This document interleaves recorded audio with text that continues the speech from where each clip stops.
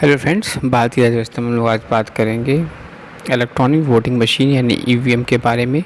चुनावों का पर्यवेक्षण, मतगणना और जन माध्यमों से कवरेज, चुनाव याचिका के बारे में।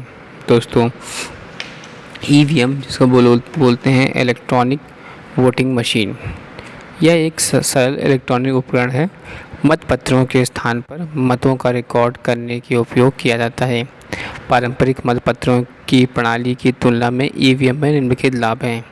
पहला, ईवीएम से अवैध और संदेहास्पद मतों की संभावना समाप्त हो जाती है, जो कि चुनाव से जुड़े विवादों तथा चुनाव याचिकाओं का प्रमुख कारण रहा। दूसरा, इससे मतगणना की प्रक्रिया आसान और द्रुत हो जाती है।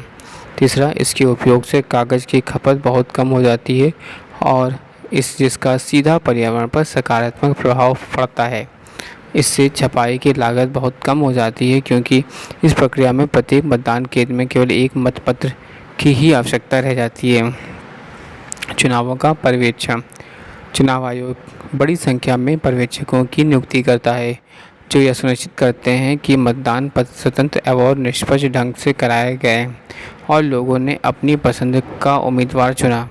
चुनाव खर्च पर्यवेक्षक उम्मीदवार और दल के चुनाव खर्च की निगरानी करते हैं। मतगणना। जब मतदान संपन्न हो जाता है तो चुनाव अधिकारी तथा पर्यवेक्षक की देखरेख में मतगणना की प्रक्रिया आरंभ हो जाती है।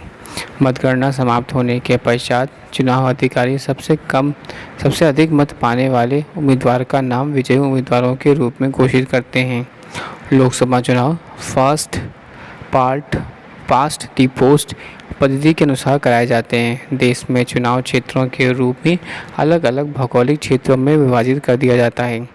मतदाता एक उम्मीदवार के लिए एक मत देते हैं और सबसे अधिक मत पाने वाले उम्मीदवार विजयी घोषित किया जाता है। राज्य विधानसभा चुनाव भी लोकसभा चुनावों की तर्ज पर होते हैं, जिन्हें राज्यों और संघ शासित प्रदेशों को एकल सदस्य चुनाव क्षेत्रों में विभाजित कर दिया जाता है। जन माध्यमों से कवरेज। चुनावी प्रक्रिया को अधिक से अधिक पारदर्शी बनाने के लिए जन माध्यमों का चुनाव प्रक्रिया से कवरेज के लिए प्रोत्साहित किया जाता है। तदपि मतदान की गोपनीयता को बनाए रखा जाता है।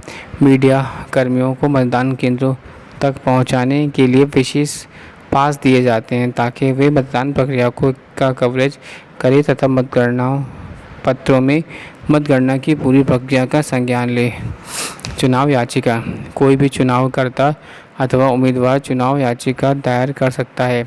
यदि उसे यह विश्वास हो कि चुनाव में कदाचार हुआ है, तो चुनाव याचिका एक सामान्य सिविल याचिका नहीं होती है, बल्कि इसमें पूरा चुनाव क्षेत्र संलग्न होता है।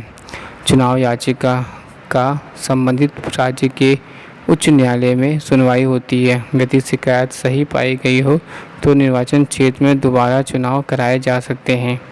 Thanks for watching and sharing.